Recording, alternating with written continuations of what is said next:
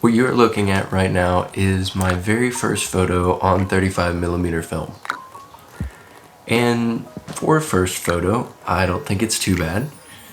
The exposure definitely could use a little bit of work, and I don't quite know what I'm focusing on, but I am more excited about the fact that I took it. And in this video, I want to talk to you about my experience with shooting film for the very first time. As a precursor to this video, I do want to tell you that I'm pretty new to the medium of film, and I'm probably going to get some of the terms wrong. I'm probably going to say words that in my brain mean one thing when they actually mean another. So just bear with me on that. I'm still learning, just cut me some slack. Before we talk about my thoughts on shooting film for the very first time, I want to show you the entire first roll. To shoot this first roll, I went out with one of my oldest friends to a place in the city called the Garden District. It's a little bit rustic, it's a little bit weird in some spots. There's some quirky houses and there's all kinds of things down there, but I thought it would work great for some film shots. I'm going to show you all 23 of the 24 shot roll.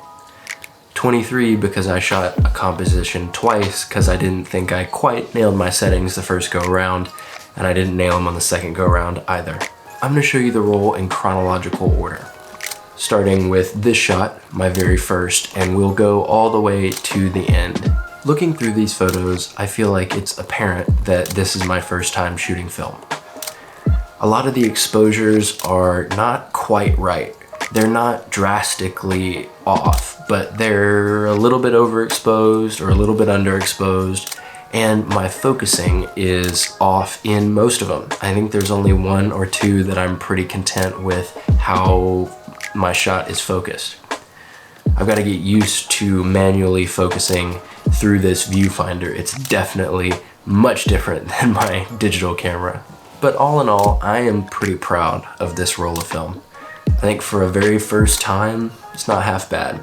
And there's a couple photos in here that I am actually very proud of. Now let's talk about my thoughts on film. Before we do that, I do want to give you some context. I was shooting Fujifilm Superia X-tra 400 film. That's the stock that I had. My mother-in-law gave that to me, and so I shot that whole roll. So all these photos are shot on Fujifilm Superia X-tra 400 with a Canon FTB, and other than the light meter, it is completely manual. And I didn't even use the light meter. I didn't have the right battery for it, so I was shooting purely with an app on my phone, and it was all shot between 2:30 and 4:45, 4:30 in the afternoon.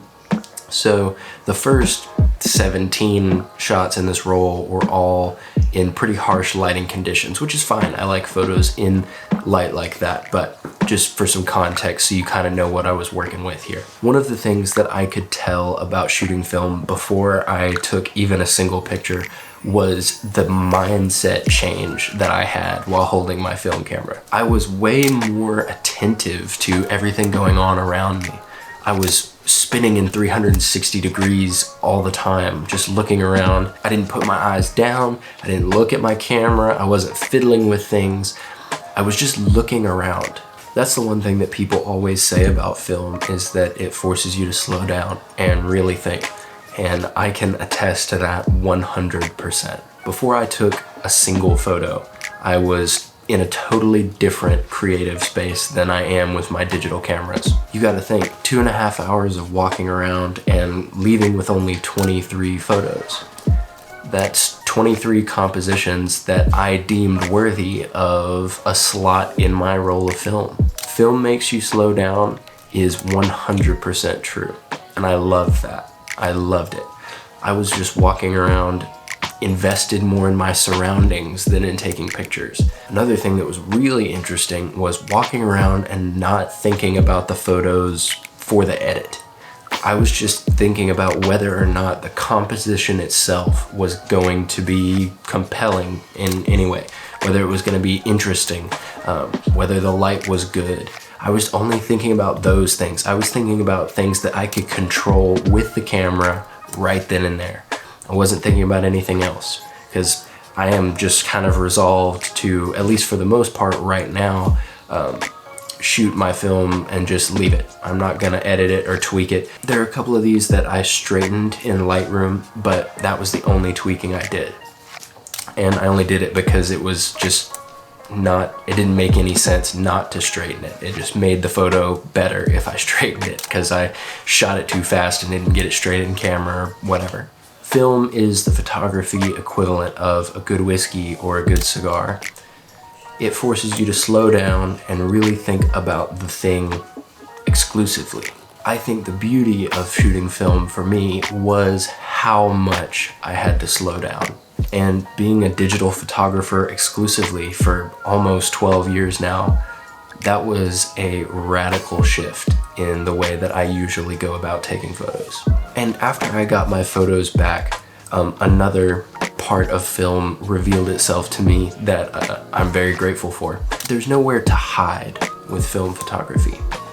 As a digital photographer, like I said earlier, I usually spend my time thinking about the edit. How am I gonna edit this to make it the best photo I possibly can?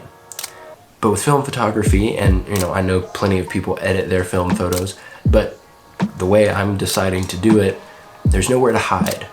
If it's a bad photo, it's just a bad photo. I can't save it in the edit. I can't, try and change a bunch of things so that maybe it's salvageable. If I've taken a bad photo and I haven't thought things through the way I should be as a creative and as a photographer that wants to do this intentionally, then I need to go back to the drawing board. If I'm taking photos willy-nilly and I end up with a bunch of bad photos, that's on me, and it shows me my flaws as a photographer. But I love that. I don't see that as a discouraging thing. I see that as a tool to hopefully help me get better as a photographer, both digitally and with film. I had a phenomenal experience with my first roll of film, and I look forward greatly to shooting my next roll. I've got another roll of film. It's a black and white Fujifilm stock, and I am taking that with me on a trip to Memphis. I'm gonna walk around downtown, hopefully with some photographer buddies of mine, and we'll see what I can do in downtown Memphis with some black and white film. I hope to be able to share more rolls of film with you in the future, so be on the lookout for that. I will do it as much as I possibly can. Film is expensive. I very much appreciate y'all watching. I hope you enjoyed. I hope it was helpful. A like is always appreciated, and I would love it if you stuck around and subscribed. Thank y'all so much for watching, and I'll catch you later.